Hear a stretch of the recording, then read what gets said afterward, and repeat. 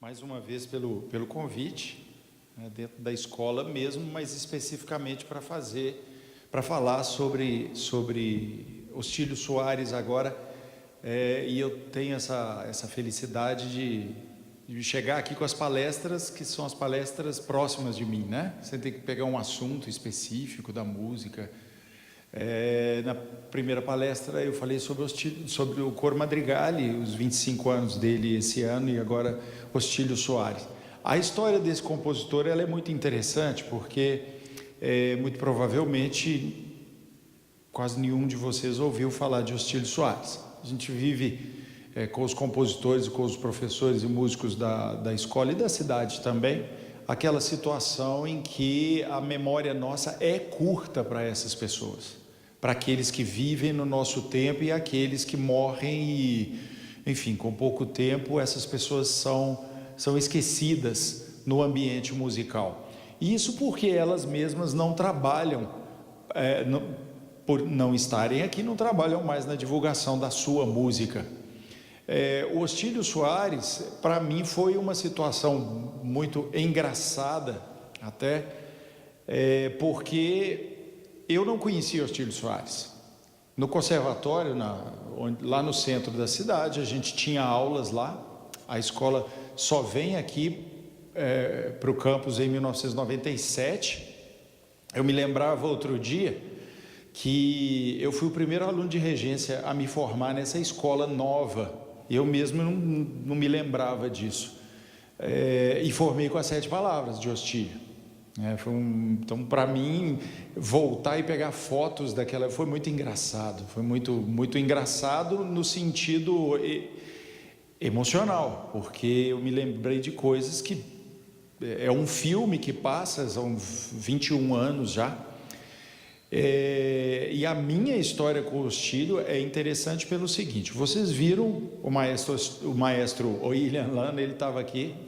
No meu caso, Coelho é simplesmente Oílian. Eu regia um coro em Acesita, o coral Acesita, e eu viajava muito para aquela cidade. Normalmente nas aulas do Oília, aula de instrumentação e orquestração, eu chegava um pouquinho atrasado e ele sabia disso. Só que num determinado dia o ônibus deu problema e eu cheguei um pocão atrasado. Eu devo ter chegado assim no meio da aula, 2 aulas com a Oília. Se perder uma aula com ele é um negócio complicado. Eu cheguei na metade. E quando eu abri a porta e entrei na sala, o Oília estava com uma partitura na mão, resolvendo quem ia orquestrar o quê. E ele já tinha conversado com o pessoal. E naquela época o coro estável da escola estava cantando algumas das palavras do Ostílio. E a partitura era uma partitura em papel vegetal. Então tinha uma cópia. Como é que chamava aquela cópia que tinha um cheiro de formol? Alguém... Não, antes do mimeógrafo, tinha um nome daquele. Se fazia a cópia em papel vegetal, você escrevia tudo no papel vegetal. Não, você fazia realmente no papel vegetal, heliográfica, justamente. Não, mas não é do meu também, não, mas eu lembro dela. E aí você copiava aquilo, ficava aquilo no papel, assim, com uma cor roxa, né? A partitura. Então tinha essa partitura, tinha uma cópia. E o Oília, a Eliane Fagioli pediu ao Oília para orquestrar aquilo para o coro estável cantar. E o Oília queria que os alunos orquestrassem. Bom, e ele começou a conversar assim: quem quer orquestrar essa peça? É uma peça assim, do compositor Ostílio Soares. Ninguém queria. Porque a gente, naquela ilusão de escola, a gente quer orquestrar uma peça de piano de Schumann, ou Brahms, ou Beethoven, mas você não quer orquestrar Ostílio Soares. Quem que é isso? Eu nunca ouvi falar nisso. Lá tinha a sala de harmonia, não sei se você se lembra, tinha uma plaquinha em cima, era a sala Ostílio Soares, mas ninguém sabia quem era, não sabia mesmo. Ele tinha morrido em 1988, isso aí a gente já estava em 1988, ele morreu, a gente já estava em 1995, foi justamente em 1995.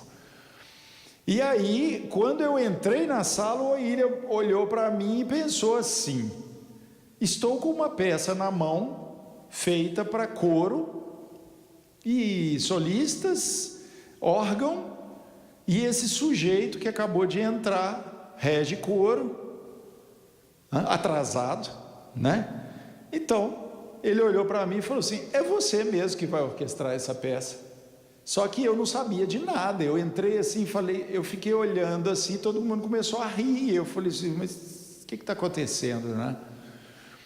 E aí ele me passou a partitura. Bom, o meu trabalho seria orquestrar uma das palavras só, uma delas.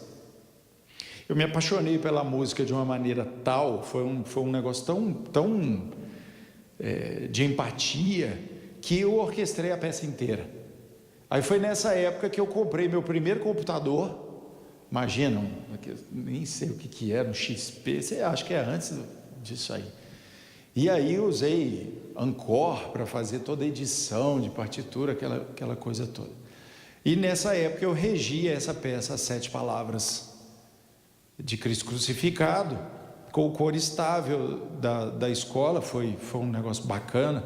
E a partir desse momento eu comecei a pesquisar quem era esse compositor, para fazer um circuito rápido. Em 2000 eu fiz o meu mestrado com peças do Ostílio, continuei pesquisando e elaborando as muitas peças. Nós estamos em 2018 e eu continuo pesquisando até hoje. O acervo dele está comigo, a família passou para mim em confiança, para que a gente pudesse fazer pesquisa na universidade. Então é um repertório doado até para a questão de pesquisa, né? Mas aí vem então para vocês quem é esse Ostílio Soares, né?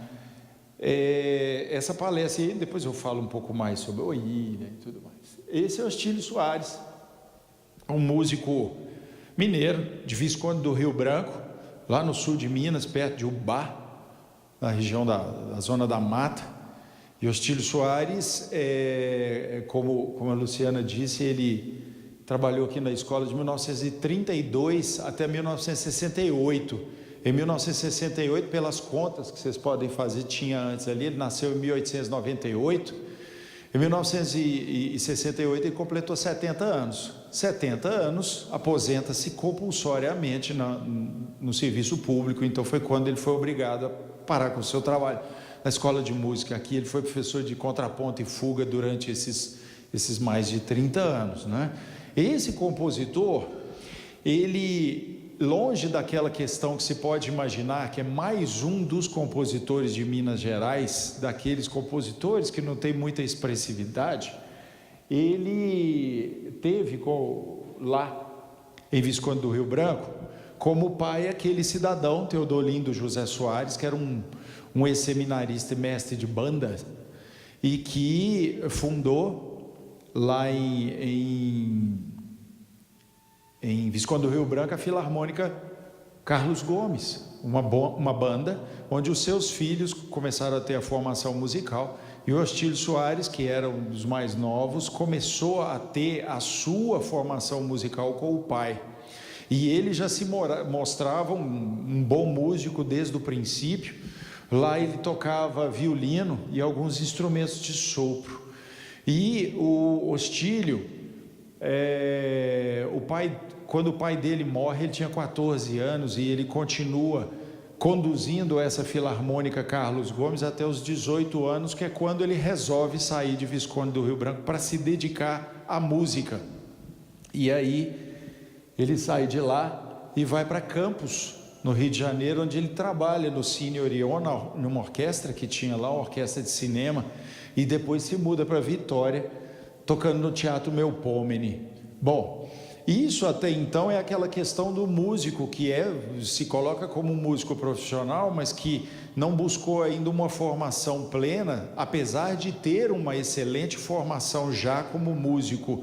Isso eu descobri com o tempo, porque indo a Visconde e conversando com alguns contemporâneos dele, eles diziam que o Ostílio era um obcecado com a questão do estudo.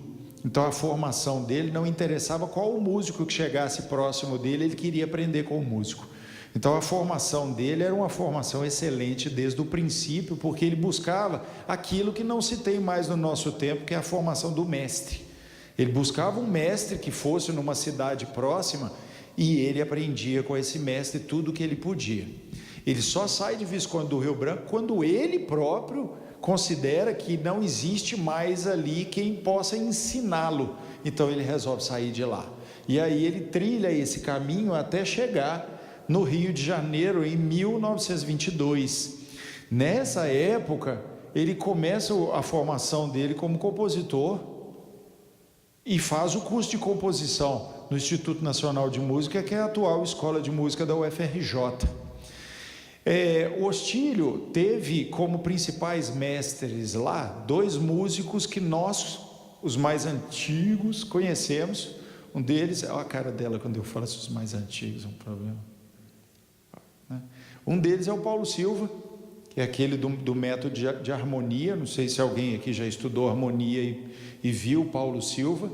Foi um mestre no ensino da harmonia nesse instituto, na primeira metade do século XX. E os curiosos podem ver no método de harmonia do Paulo Silva que, quando termina o método, no apêndice, ele coloca orquestração de uma mesma melodia dos seus principais alunos. A última harmonização é de Ostílio Soares, o qual ele chama da principal orquestração, a harmonização, aliás. Então o Ostílio, ele se destaca nessa questão da formação com o Paulo Silva no estudo de harmonia e de contraponto. Mas no caso da composição, é com o Francisco Braga que ele tem esse direcionamento. Francisco Braga é um compositor extremamente importante na linguagem musical brasileira. Esse músico teve uma formação, ele saiu de um orfanato, não é isso, Luciano? E ele foi estudar na Europa, e ele foi aluno de Massenet, de óperas, né? Mas ele tem uma passagem pela Alemanha, a qual faz com que ele se apaixone também pela linguagem wagneriana. Então, quando ele volta para o Brasil, ele é um músico muito bem formado e muito bem passado pelas linguagens europeias do final do século XIX. E é com esse músico que Ostílio Soares vai estudar. E isso faz com que o Ostílio Soares não seja um músico da linha nacionalista já de 1922. Ele não é um músico que se adequa à linguagem de Villa-Lobos, por exemplo. Ele é um compositor que segue um princípio de formas mais clássicas, românticas, e é essencialmente um compositor tonal, muito cromático, que usa o cromatismo como uma das suas vertentes principais, mas ele é um compositor tonal. Eu ouvi uma história, e eu não consegui averiguar ainda essa história, de que até quando o Ostílio se forma, que é em 1928, vários alunos do Instituto recebiam bolsas para estudar na Europa. E o Ostílio teria ganhado essa bolsa por ser o principal aluno do Instituto. Ele não foi porque nessa época a mãe dele adoeceu e ele teve que voltar para Visconde do Rio Branco. O que é bastante plausível quando se considera o que foi a história dele de ter saído e depois, sem que nem para que, Ostílio volta para Visconde do Rio Branco em 1928, 1929. Nessa época, ele funda lá o coro Santa Cecília, que é um coro que vai seguindo um caminho que até hoje, mais ou menos, esse coro existe em Visconde do Rio Branco. Ele se reúne, não pessoas daquela época, é óbvio, mas pessoas vão se reunindo em cerimônias para fazer a música da cerimônia, e sempre que ele se reúne, ele se chama o coro Santa Cecília. E o Ostílio tinha uma quantidade de mulheres maior do que de homens. As músicas que ele compõe nesse período são essencialmente de músicas a 3 vozes, com 2 vozes femininas e uma voz masculina. Então, essas partituras eu tenho, várias delas eu já consegui resgatar, enfim. E funda também a Escola de Música Francisco Braga. Essa escola de música, para nós, ela tem uma importância, uma grande importância, porque já vindo de Teodolindo, o pai dele, e tendo sequência com ele, se cria uma tradição de formação de músicos em Visconde do Rio Branco. Eu vou mostrar depois para vocês uma foto aqui de alunos dele, dessa escola. E dos primeiros alunos do Ostílio Soares, 2 deles vieram para Belo Horizonte. Um foi o Expedito Viana e o outro Sebastião Viana. Expedito Viana foi um grande flautista de Belo Horizonte, falecido há algum tempo. E Sebastião Viana, outro grande músico também, que foi assistente de Villa-Lobos, regeu durante um bom tempo a orquestra da Orquestra Sinfônica da Polícia Militar, aqui de Minas Gerais, e foi diretor da escola de música também. Então, esses Viana, que vieram de Visconde do Rio Branco, dos filhos deles, a gente ainda tem aqui o Anderson Viana, compositor, o Marcos Viana, músico, que vocês devem conhecer. Tem um neto deles aqui, o João Viana, que é aluno da escola também, alguns devem conhecer. Ou seja, os Viana vêm da tradição Ostílio Soares, né? O William, quando jovem, eu escrevi isso no meu trabalho de mestrado, e o William era meu co-orientador, imagina.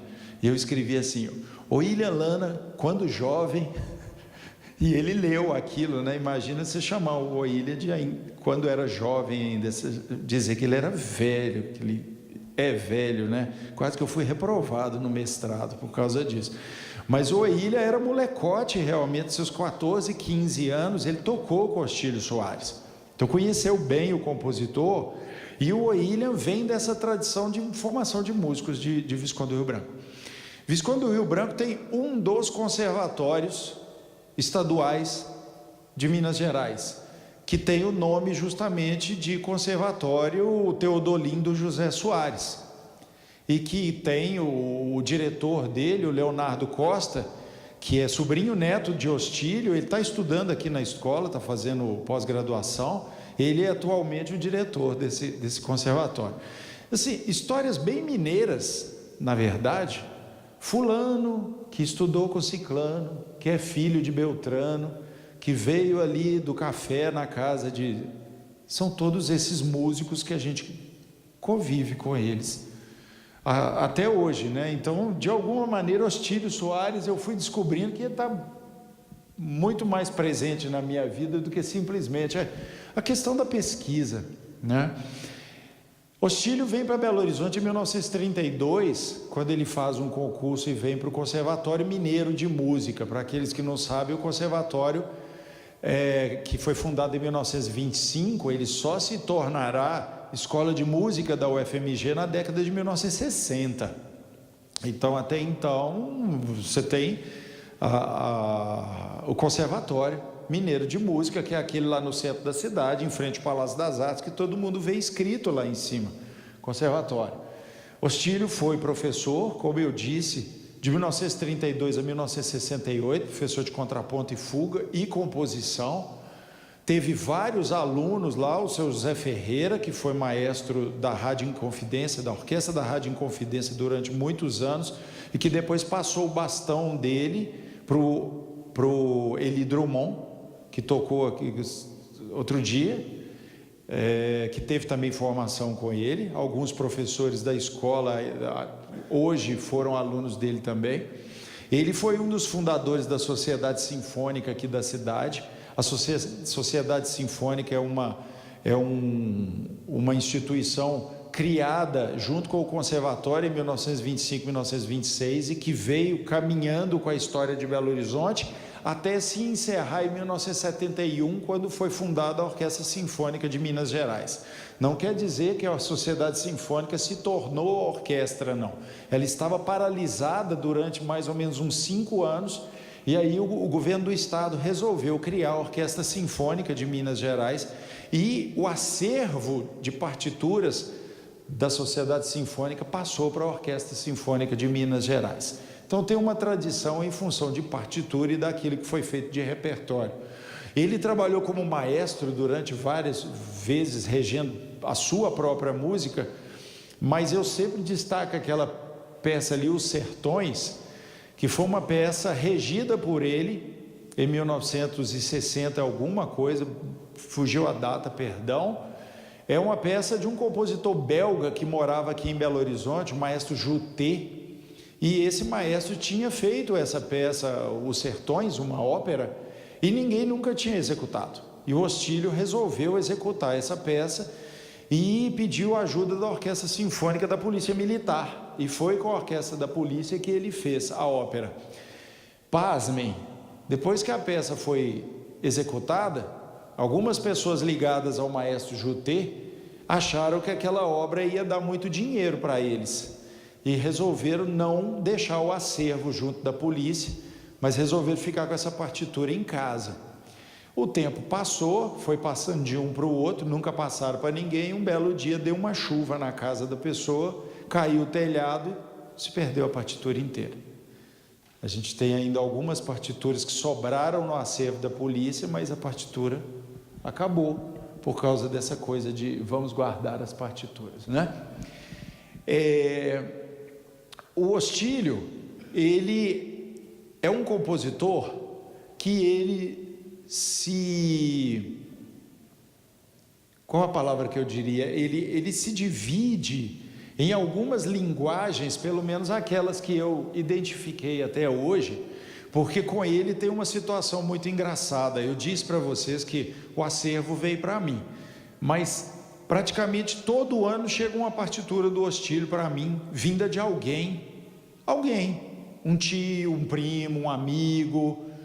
Outro dia chegou uma outra partitura que eu imaginava que estivesse perdida, eu só tinha ouvido falar dela assim, em anotações dele, e outro dia ela chegou nas minhas mãos aqui. Então o Ostílio, ele vem assim, em um determinado momento ele foi um músico nacionalista. Na segunda-feira próxima, se vocês quiserem assistir, eu gostaria de convidá-los.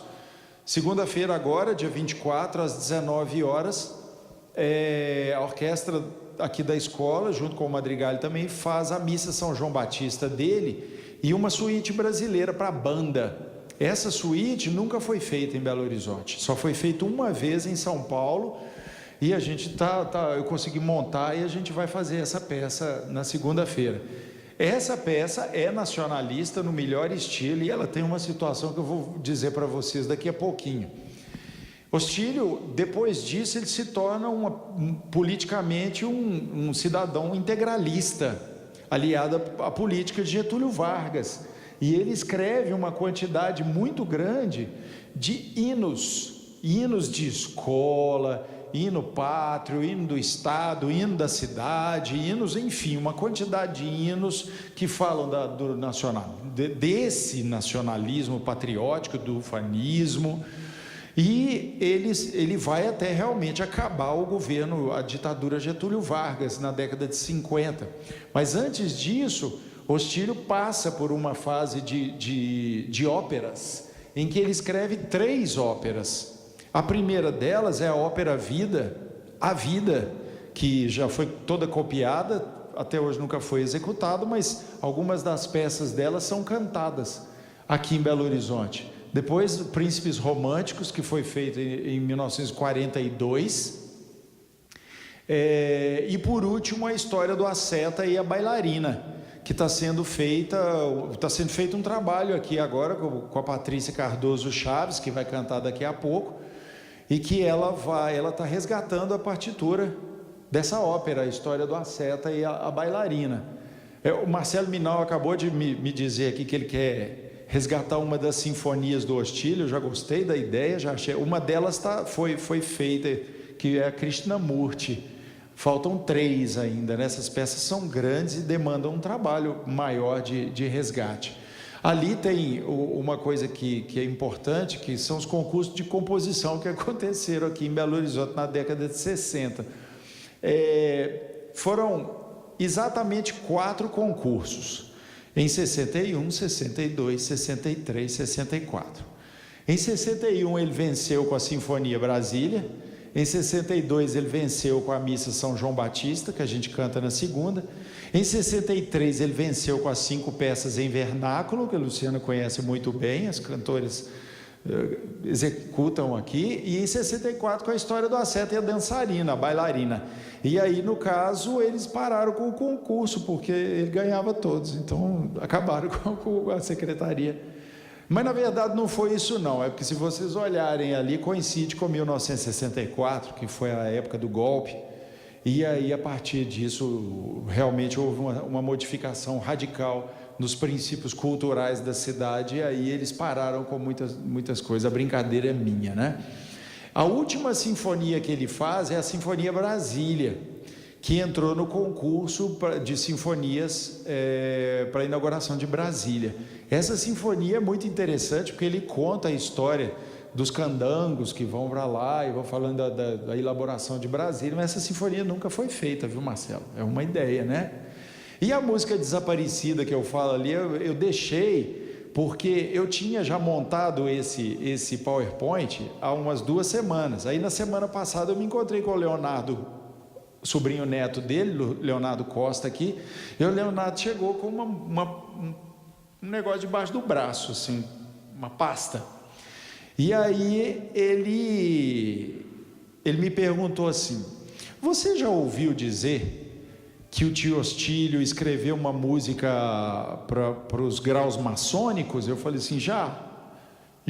Quem me falou isso foi a sua avó, né, que me disse isso, porque o tio Ostílio era da maçonaria, e ele escreveu uma música que era para ser cantada em cada um dos graus, para ele, não sei como é que funciona, sou maçom, né? Então eu sabia que existia essa partitura, mas que essa partitura foi entregue a uma das lojas e estava lá guardada. Daqui, eu sei qual é a loja, já me disseram que a partitura está lá, mas é uma questão ritual e essa partitura está guardada lá, o que é muito bom. Mas ele tinha uma cópia na casa dele, e ele chegou com essa partitura e me entregou. E eu não sabia o que fazer com isso. Eu sabia que a música era meio proibida porque tinha lá, mas eu não sabia que tinha uma cópia. Aí a cópia chegou para mim, eu virei e falei assim: o que eu faço com isso agora? Eu copio, eu edito, eu digo para as pessoas que eu estou contando para vocês mantenham isso em segredo, a partitura está comigo, né? O que eu fiz, que eu acho que foi uma boa ideia? Eu peguei a partitura, escaneei todas as partes para ter a segurança e guardar esse documento, peguei e entreguei para o William, falei assim: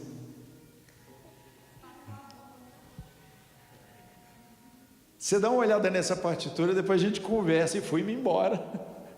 Ele viu, depois ele me ligou e a partitura vai ficar com ele. Eu acho mais interessante do que ficar no acervo que fica comigo, né? Por uma questão assim, talvez eu edite essa partitura, mas eu acho que ela não vai ser executada nunca. Eu vou, ou talvez numa casa deles em algum momento. Se eu copiar, eu vou ouvi-la, né? Mas eu ainda não me assentei ao piano, porque eu só tenho as cópias e ele que ficou com o papel. O William, acho que já tocou umas coisas lá, acho que ele gostou, acho que ele achou bacana. Então essa música Desaparecida continua desaparecida para todos os efeitos, vocês não ouviram nada. Se alguém disser que ouviu, eu desminto. Aí está lá. O Ostílio, ele é um cidadão interessante, para mim ele continua sendo, porque eu continuo pesquisando e eu não entendo essa personalidade, juro para vocês. O Ostílio é um sujeito assim, que no momento de um conservadorismo na cidade, ele simplesmente era aquilo tudo ali, ele era teosofista, ele criou a Sociedade Vegetariana de Belo Horizonte, foi o primeiro presidente dela, eu acho que a sociedade não existe mais. Ele era uma seta mesmo, naquela concepção plena mesmo do sujeito, que busca uma verdade, que busca inclusive o sacrifício de certos deleites do mundo para atingir a elevação. Dormia numa tábua, enfim, era uma figura o Ostílio. E era membro da maçonaria, no caso aqui de Belo Horizonte, da maçonaria mista, aquela que tem homens e mulheres. E isso, para mim, é muito interessante no entendimento da personalidade dele, porque a música que o Ostílio faz, vocês verão daqui a pouco, é uma música romântica, uma música que pode ser vista como uma música de um romantismo tardio em Minas Gerais. Eu, inclusive, costumo dizer isso, que o Ostílio Soares significa o compositor último romântico de Minas Gerais, porque depois dele os compositores já entrarão na linha do século XX e na linha da composição contemporânea, né? Então ele significa esse músico que passa uma fase para outra, e só é possível pensar o Ostílio dessa maneira quando a gente entende que o Ostílio pensava de maneira transcendental. Isso para ele fazia parte da vida dele, né? Ele fica doente a partir de 1978, e aí ele já tinha 80 anos, e ele descobre que ele tem um problema muito sério, um câncer de próstata. Precisava fazer um tratamento, e ele se recusa terminantemente e diz para todo mundo, a família, que ele vai curar aquilo só com a meditação que ele faz. Na verdade, assim, curar ele não curou não, mas ele viveu mais 10 anos. E ele viveu 10 anos e assim, morreu porque ele era teimoso, porque ele fez a cirurgia de próstata, afinal, e isso quem me contou foi a irmã dele, né? Ele fez a cirurgia, deu tudo certo, só que ele se recusou a tomar os antibióticos, porque ele não tomava o remédio alopático. Aí deu uma infecção e ele morreu, né? Senão teria vivido mais do que os 90 anos que ele viveu. E o resgate, eu já falei para vocês um pouco sobre essa história que já vem há muito tempo e que é um trabalho, em muito boa parte, um trabalho solitário, que é aquilo que se faz mesmo na musicologia, porque só de uns 5, 6 anos para cá, não mais um pouco, a Márcia fez o trabalho, Luciano, a Márcia fez o trabalho dela mais ou menos, deve ter uns 10 anos, lembra? Que ela fez deve ter de 5 a 10 anos, não é? Por aí. Foi a partir dali que eu comecei a dividir os trabalhos do Ostílio com algumas pessoas. Me lembro que inclusive foi você que sugeriu a ela que buscasse essas peças. Eu acho que ela cantou uma delas e gostou demais, e aí fez o trabalho em cima das 5 peças em vernáculo. E a partir daí outras pessoas trabalharam comigo no resgate dessas obras. Resgate significa o que mais simples, né? É você pegar esse acervo e colocá-lo em linguagem digitalizada. É fotografar o acervo para que o acervo fique preservado, porque senão você perde esse papel se tiver qualquer coisa. Traça. Felizmente o Ostílio é um compositor de 20, 30 anos para cá, então as partituras estão em muito bom estado, né? Mas você corre o risco de qualquer coisa, se cai água nela, muita coisa é escrita em nanquim, então você pode perder esse material muito fácil, né?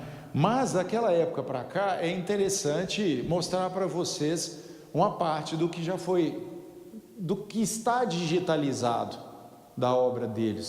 Várias delas são peças pequenas e outras são peças de grande envergadura, peças muito, muito complexas até de serem realizadas, e até mesmo no trabalho de edição foi muito complicado. Então vocês têm ali algumas com nomes sugestivos, né?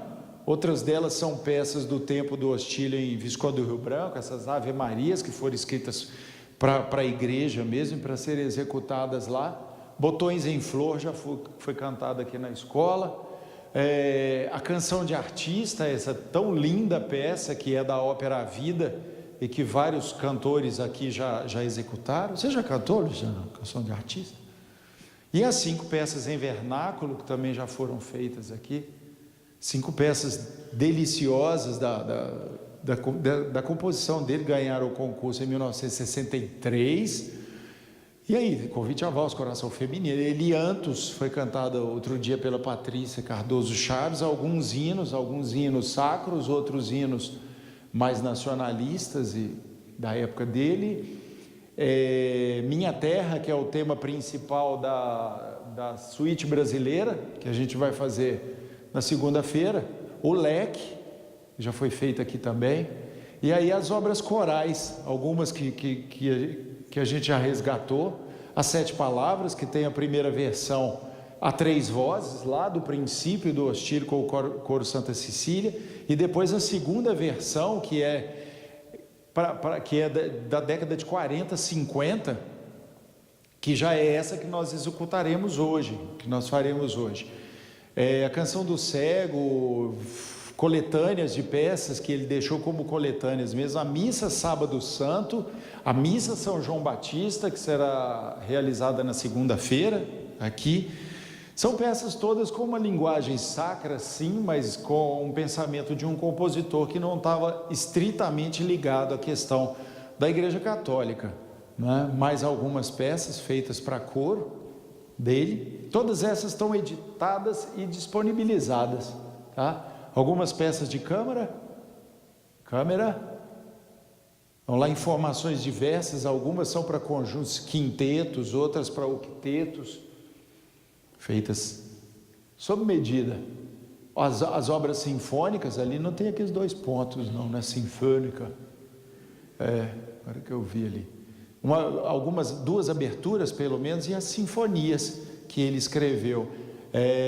A Sinfonia em Sol, a Krishnamurti, essa já foi executada aqui na Escola de Música pela orquestra da escola, foi a primeira e única também que eu resgatei dentre as sinfonias. As outras, a partitura está no acervo também. E essas 3 óperas, né? A Vida e Príncipes Românticos já foram feitas, não foram executadas, foram resgatadas. E a História do Asceta, que está sendo resgatada agora, como eu disse, pela Patrícia, né? O Ostílio, além disso tudo, ele era uma figura que escrevia. Ele tinha ele inclusive teve uma proposta, ele fez uma proposta de mudança da língua brasileira. Ele queria escrever uma gramática de mudança da língua brasileira. Ele é uma figura interessantíssima, assim, né? Queria voltar com uma série de coisas, mas esse texto eu coloquei porque é o texto que eu li e falei assim: gente, o seu Ostílio teve uma grande paixão. Ele teve uma grande paixão. E ele, como um bom compositor romântico, ele fez aquilo que muitos dos românticos faziam. Ele vivia intensamente o amor e ele fugia desse amor para manter dentro dele a dor que faz com que vários compositores escrevam apaixonadamente. Dá uma lidinha naquilo ali para vocês verem o que é um sujeito que fala e chispa no final, né? Então ele é essa figura, é sério, duro, mas eu morro de rir com algumas coisas que eu fico sabendo dele, assim, do que era esse compositor, né? Bom, tá lá uma foto de 1929. E eu não tenho daqueles negocinhos assim de colocar, não, mas se vocês olharem, o Ostílio está exatamente no meio lá, ó, na 3ª fila, com uma gravata borboleta. Vocês conseguem ver? Do lado de 2 moças ali, ó, aquele é o Ostílio Soares, pequenininho, formando essa turma aí. Esses 2 no canto aqui esquerdo, são Sebastião Viana e Expedito Viana, ali, ó, com aquele ternozinho e as calças curtas ali, e outros mais. Se eu falar que o William está ali no meio, ele me mata aqui, né? Mas não está não, deixa eu chegar aí. Aqui o seu Ostílio na loja maçônica mista, nossa, está escuro, né? Está escuro. O seu Ostílio está, peraí, lá no finzinho, lá de terno branco, lá, ó, não vai ver, vocês não vão ver a fisionomia dele, né? Ficou escuro. E ele aí recebendo uma homenagem lá em Visconde do Rio Branco, pequenininho, moreno, como praticamente todos esses compositores antigos de Minas Gerais. Uma coisa engraçada, né? Você tem uma tradição de mulatos em Minas Gerais que lidam com a música aí.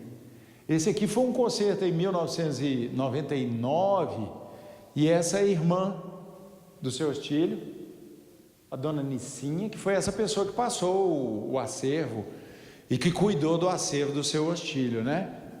Fizemos ali as 7 palavras e a missa São João Batista. Aquele sujeito cabeludo ali sou eu.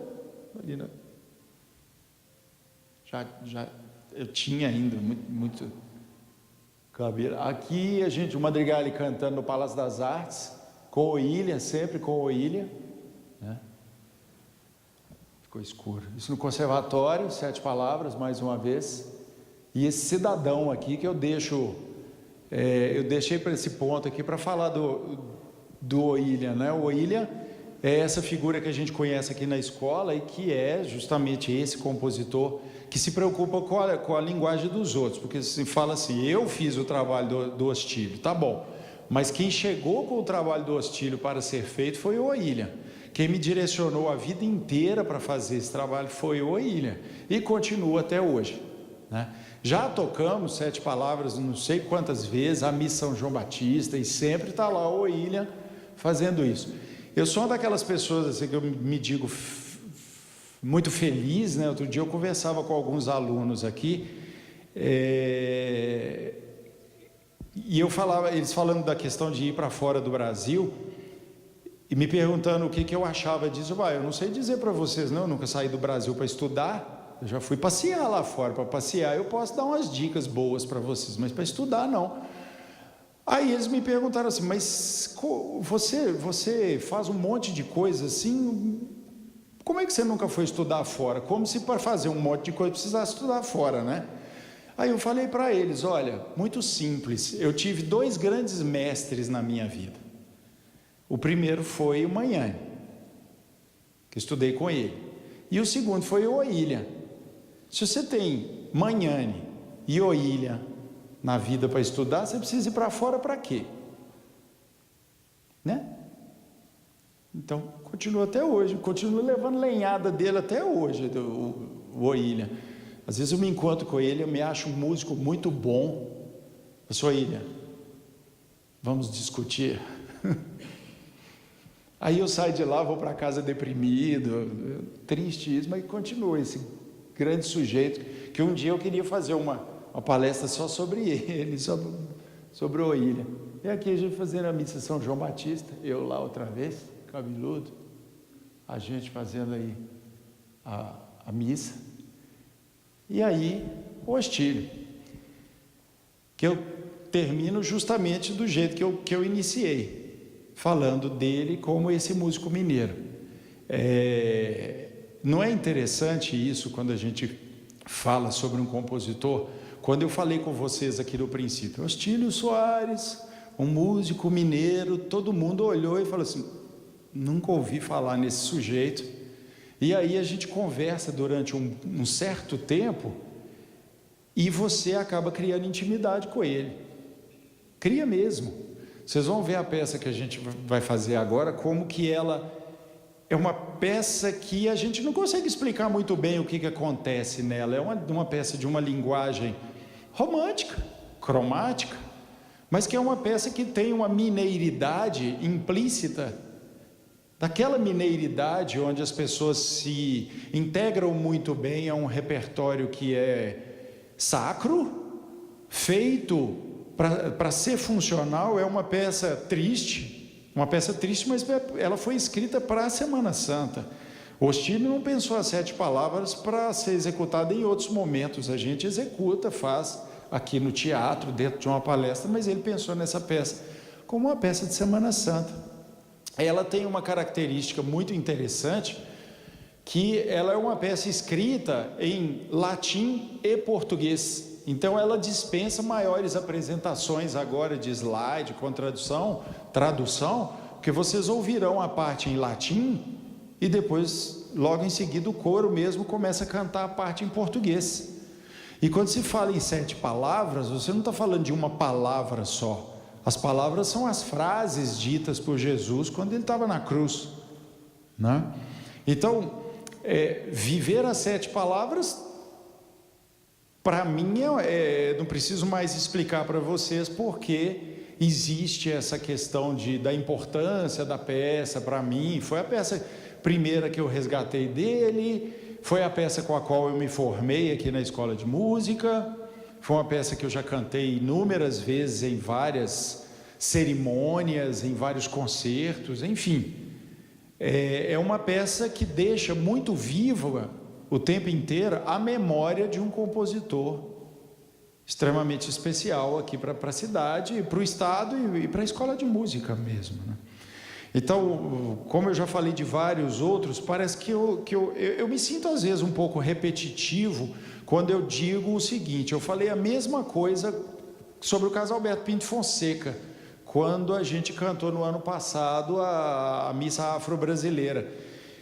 Eu disse assim, o nosso papel é manter viva a memória desses compositores, né?